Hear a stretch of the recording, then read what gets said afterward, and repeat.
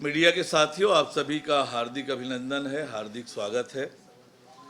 आज मंत्री परिषद की बैठक मुख्यमंत्री आदरणीय विष्णुदेव साय जी की अध्यक्षता में संपन्न हुई है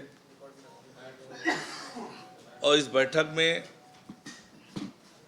अनेक महत्वपूर्ण निर्णय लिए गए हैं।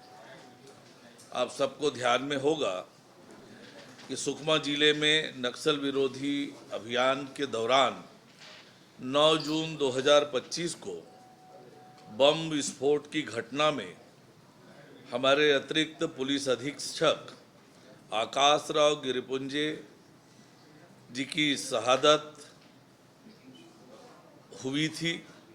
उनकी शहादत और अदम्य वीरता को सम्मानित करते हुए उनकी पत्नी श्रीमती स्नेहा गिरिपुंजे जी को विशेष प्रकरण मानते हुए राज्य पुलिस सेवा में उप पुलिस अधीक्षक के पद पर अनुकंपा नियुक्ति देने का महत्वपूर्ण निर्णय आज मंत्री परिषद की बैठक में लिया गया। मंत्री परिषद की बैठक में पारंपरिक ऊर्जा स्रोत की निर्भरता को कम करने तथा गैर पारंपरिक स्रोत आधारित ऊर्जा उत्पादन को प्रोत्साहित करने के लिए राज्य की सौर ऊर्जा नीति में आवश्यक संशोधन के प्रस्ताव का अनुमोदन किया गया। अब नई नीति की अवधि अब 2030 तक लागू रहेगी या फिर जब तक राज्य सरकार नई सौर ऊर्जा नीति जारी नहीं करती तब तक। उद्योगों को मिलने वाला लाभ क्या होगा? तो सौर ऊर्जा परियोजनाओं को अब राज्य की औद्योगिक नीति 2024-30 जो लागू है उसी के अनुरूप प्राथमिकता उद्योग का दर्जा मिलेगा।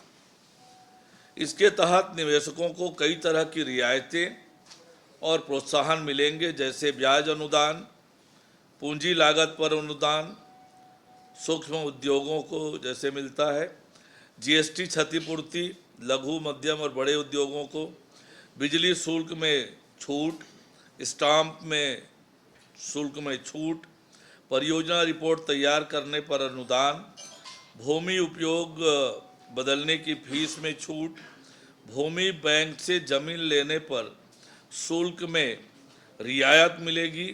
अनुसूचित जाति, जनजाति, दिव्यांग, वरिष्ठ नागरिक और तृतीय लिंग समुदाय के उद्यमियों को जमीन के प्रीमियम में छूट, दिव्यांगों को रोजगार देने पर अनुदान, मेगा और अल्ट्रा मेगा प्रोजेक्ट के लिए विशेष पैकेज का प्रावधान किया गया है। मंत्री परिषद ने एक और महत्वपूर्ण निर्णय लेते हुए सुश्री रीता शांडिल्य, जो कि वर्तमान में लोक सेवा आयोग के सदस्य एवं कार्यकारी अध्यक्ष के रूप में कार्यरत हैं, को लोक सेवा आयोग के अध्यक्ष पद पर नियुक्त करने के प्रस्ताव का अनुमोदन किया गया है। मंत्री परिषद ने एक और महत्वपूर्ण निर्णय लेते हुए छत्तीसगढ़ वरिष्ठ मीडिया कर्मी सम्मान निधि के तहत सेवानिवृत्त हो चुके मीडिया कर्मियों को दी जाने वाली सम्मान राशि 10,000 रुपये प्रति माह से बढ़ाकर 20,000 रुपये प्रति माह करने का महत्वपूर्ण निर्णय लिया गया। इसकी घोषणा वर्ष 2025-26 के बजट में की गई थी।